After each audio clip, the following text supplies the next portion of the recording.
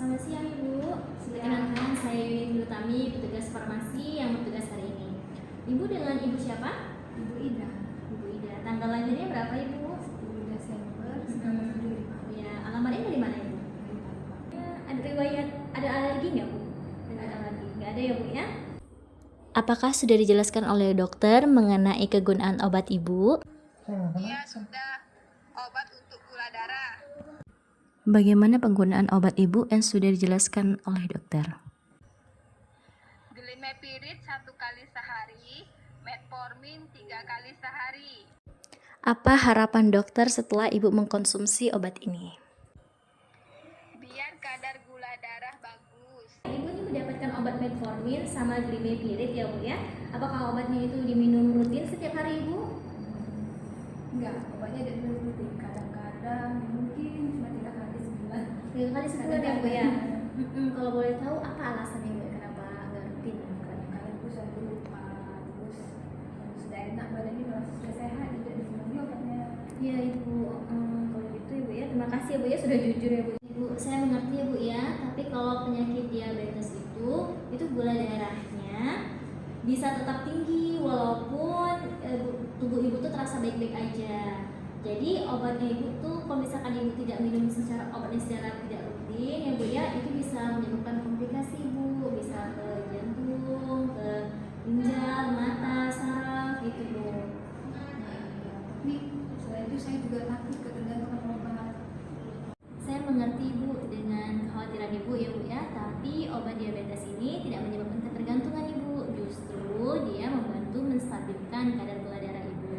Kalau misalkan obat gula darah itu jarang diminum, nanti tanpa disadari dia akan tidak terkontrol kadar gula darah Ibu, justru semakin berbahaya itu.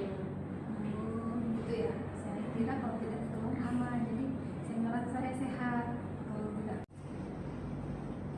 Memang Ibu, kalau penyakit diabetes itu kadang sering disebut sebagai orang tuh kayak silent disease, karena dia tuh kayak tidak ada gejala. Tapi sebenarnya kalau misalkan Ibu tidak konsumsi obat secara rutin, takutnya nanti gula darah Ibu akan meningkat.